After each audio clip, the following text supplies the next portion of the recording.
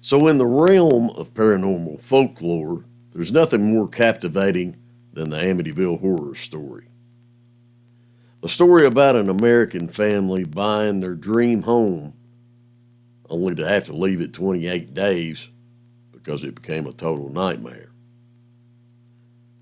Now, is it possible that when a hoax is perpetuated and a lie is told, that people hear it for so long that they just can't help but that they still believe? When we know after decades this story is still captivating America.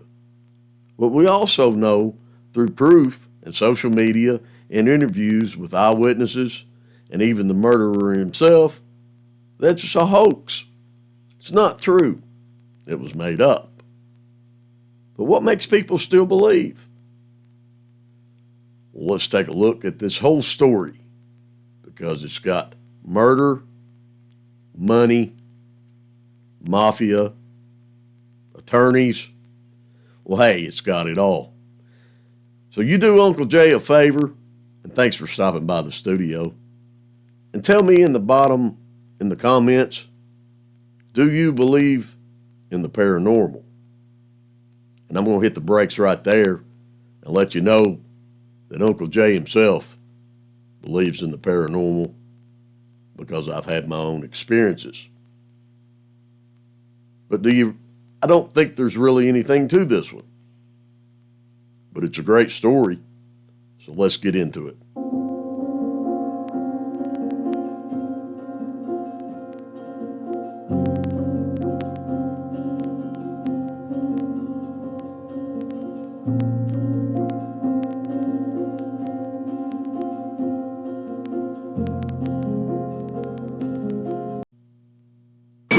First, this bulletin from the WOR newsroom.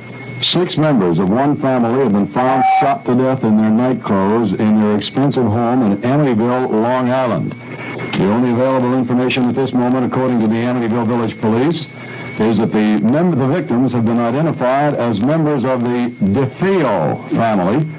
They were found by a 23-year-old son, Ronald DeFeo, who is believed to be the only surviving member of the family. 6 members of the family found shot to death in their home in Amityville, Long Island. We will have further details on the 11 o'clock news. Ronald DeFeo Jr. had quite the reputation in town himself. He'd been quite of a troublemaker, and a lot of people knew about his drug use. But initially, the police took him seriously, especially when he told them that he thought it could have been a mob hit on his family. And they took him into protective custody. But it didn't take long for some holes to start coming through in the Butch's story, especially when they found out what the murder weapon actually was. Now, by the next day, Ronnie had already confessed. But the story still takes a much darker and much twisted turn. Mafia, a made-up story, and a blockbuster Hollywood movie, and a possible accomplice that helped Ronnie with the murders. On November 13th, 1974, Ronald DeFeo Jr. shot and killed 6 members of his family at 112 Ocean Avenue in Amityville, New York. A large Dutch colonial house situated in a suburban neighborhood on the south shore of Long Island. He was convicted of second-degree murder in November 1975 and sentenced to 6 terms of 25 years to life in prison. DeFeo died in custody March 2021. DeFeo's trial began on October 14, 1975. His defense lawyer, William Weber, mounted an affirmative defense of insanity, with DeFeo claiming that he killed his family in self-defense because he'd heard their voices plotting against him. The insanity plea was supported by the psychiatrist for the defense, Daniel Schwartz. The psychiatrist for the prosecution, Harold Zolan, maintained that although DeFeo was under the influence of heroin, LSD, he also had an antisocial personality disorder, and he was completely aware of his actions at the time of the crime. Now, the way the news media portrayed this story was that the DeFeos was just the best all-American family ever. And Ronnie DeFeo, Butch, was a crazy drug-induced serial killer. However, this family was anything but your typical American family. Ronald Butch DeFeo's grandfather, Peter DeFeo, was born Giovanni John DeFeo and later changed his name to Peter. DeFeo joined the Luciano crime family under boss Frank Costello. When DeFeo became a made man, he entered a crew belonging to mobster Mike Miranda that operated in lower Manhattan. DeFeo soon aligned himself with Vito Genovese. DeFeo was a member of Patty Ryan Aboli's crew and would eventually become the crew's captain.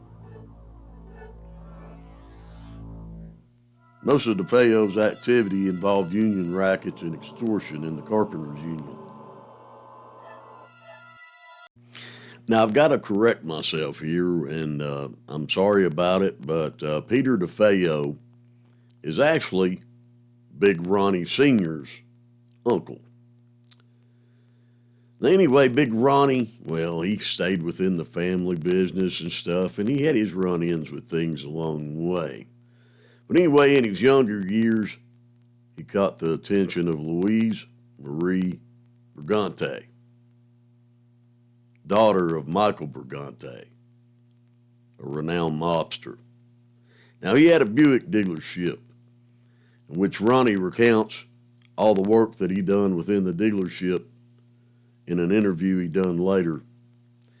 Now, during these interviews, Ronnie revealed a lot of information, and it was reported that Big Ronnie was very abusive to his family. And he beat the kids, and he beat Marie on many occasions.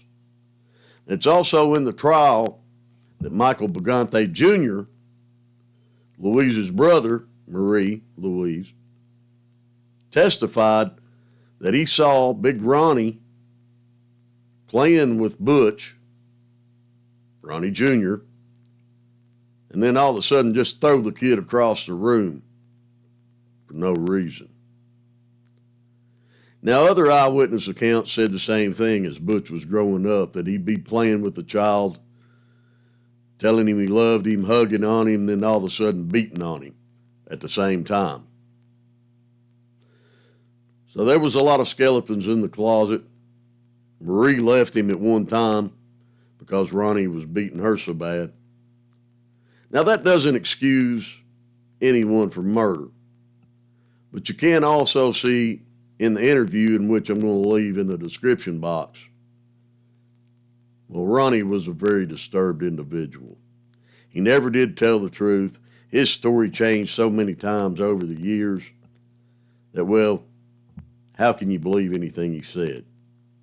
Anyway, like I said, I'm going to leave that link in the description box, and I hate to sound like a broken record, but if you don't care, hit that like, hit that subscribe button, and we'll get on with the video here. Not only that, listen, I left a little Easter egg in the video. So if you see it and you pick it out, just leave it in the comment, hey, I found it. Don't tell anybody else what it is. Let's get back with the story. Now, it was well known within the community that the DeFeos had some mob ties, with Michael Brigante being Louise's father and with Pete DeFeo being Ronnie's uncle, and also with Rocco DeFeo being Big Ronnie's dad. Now, they worked at Michael Brigante's Buick dealership within Amityville, and after the murders, there was recordings of Michael Brigante talking with other well-known mobsters that, look, hey, the kid knows everything. He could bury us. He can get rid of us. Well, Ronnie had made a phone call, and also Ronnie had gotten in touch with his wife, Geraldine, to make sure that someone got to Michael Brigante and told him that he took care of business, meaning that he'd taken Big Ronnie's books where they'd had all the illegal activity, and he'd burned them after the murders. Now, it's been reported also that Big Michael Brigante had already put out a hit on Ronnie and had already sanctioned it with all the rest of the mobsters that he had information on. And that hit was supposedly supposed to take place on Thanksgiving Day. But anyway, the turn of events didn't happen. And Michael Brigante, he canceled the hit on Ronnie. Now, later on, 13 months after the killings, a married couple by the name of George and Kathy Lutz, who bought the home for a mere $80,000. Now, that was a steal for that home at that time and in that area, which was a very prominent neighborhood. Now, they only stayed in the home for 28 days because, according to them, there were horrors in the home and hauntings and things that they just couldn't stand. Now, Ronnie paints a different picture. Now, of course, Ronnie's story changed over the years, but Ronnie reported in an interview that I'll leave a link to in the description box to, that he knew the Lutzes prior to the incident, and he used to take them to buy cocaine. Now, they well knew when the home was going to go on the market, and they well knew the story behind it. And them, along with Ronnie's lawyer, William Weber, over multiple bottles of wine, concocted this story, which later William Weber was cut completely out of it. And they tried to give Ronnie $850,000 to go along with the deal under the table, but he wouldn't do it.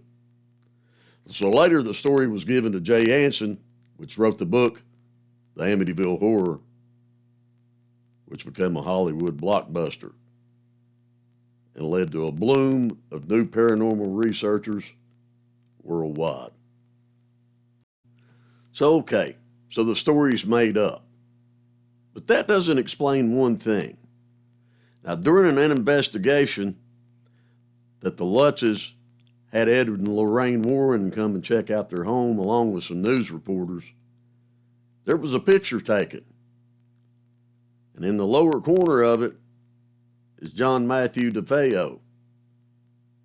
Now, in the picture, well, there's an image of a little boy that's not supposed to be there because there was no kids present. So exactly who do you think this is? And who could it be? I don't know, it kind of sends a little bit of a chill down your spine, doesn't it? And I have to say, the Amityville Horror is still America's greatest horror story. Thank you for hanging with Uncle Jay and stopping by the 33 King studio. And if you don't mind, hit that like, hit that subscribe button, and hit that notification bell. That way you don't miss anything. And by all means, let that American flag wave at the end. And we'll see you.